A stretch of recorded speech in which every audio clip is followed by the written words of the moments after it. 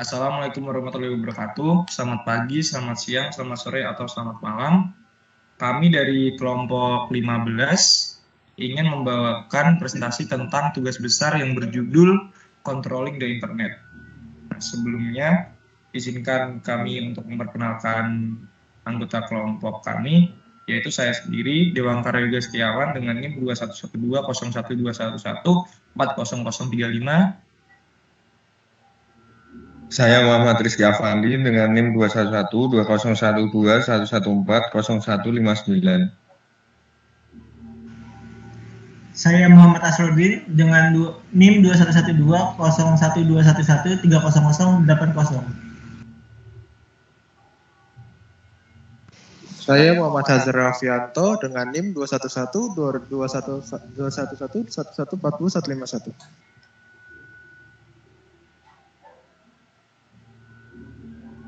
Pendahuluan, negara-negara di seluruh dunia selama beberapa tahun terakhir memperoleh persyaratan keamanan tambahan untuk melindungi warga dan wilayah mereka dari kejahatan yang dilakukan melalui penggunaan teknologi informasi dan khususnya menggunakan internet sebagai platform utama.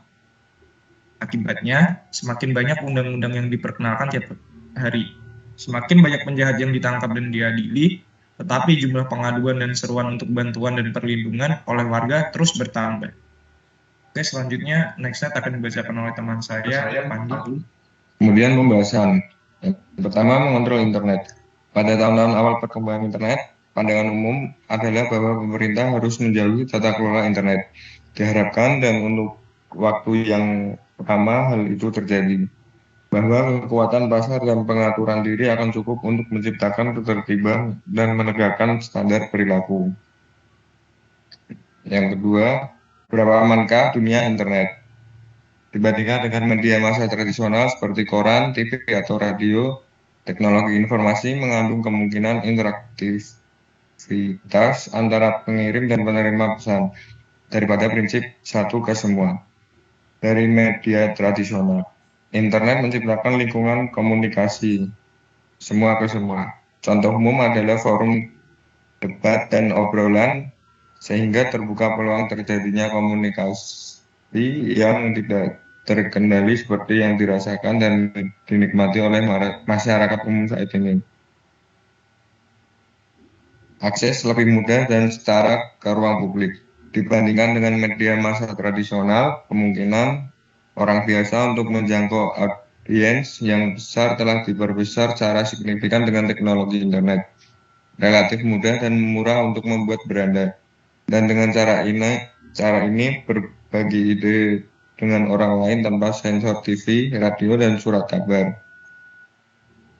Juga komunikasi virtual lebih egaliter daripada komunikasi tatap muka karena peserta tidak harus mengungkapkan misalnya jenis kelamin, usia, etnis, atau posisi sosial mereka.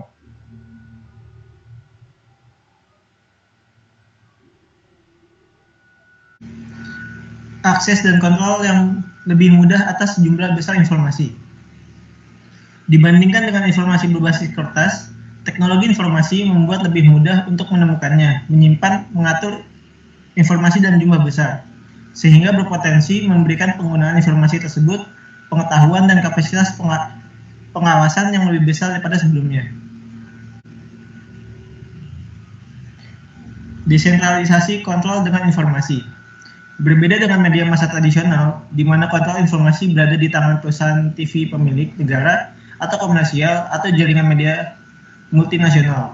Teknologi informasi memberikan warga individu dan semua jenis organisasi kemungkinan untuk menjadi editor dan penerbit mereka sendiri, berpotensi mampu untuk menjangkau highlight global.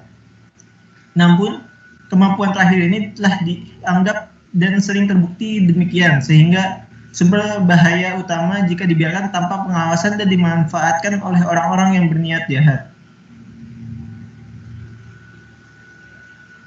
Haruskah kita menjaganya?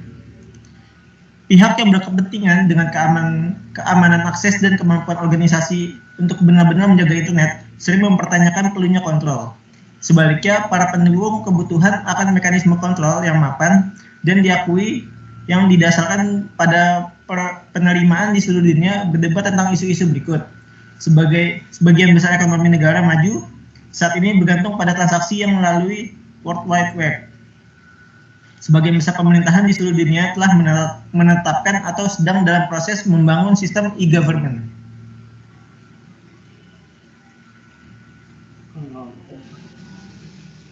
Baik, kesimpulan setelah yang telah dipaparkan oleh teman-teman saya, internet sangat terintegrasi dengan baik dalam pekerjaan sehari-hari manusia, mulai dari kehidupan pribadi hingga keluarga. Semakin banyak orang yang bekerja dengannya, semakin besar peluang bagi seseorang untuk mencoba menggunakan dengan cara ilegal dan juga merusak. Oleh karena itu, diperlukan tata kelola yang tepat, terformulasi dengan baik dan dapat diterima secara luas. Next.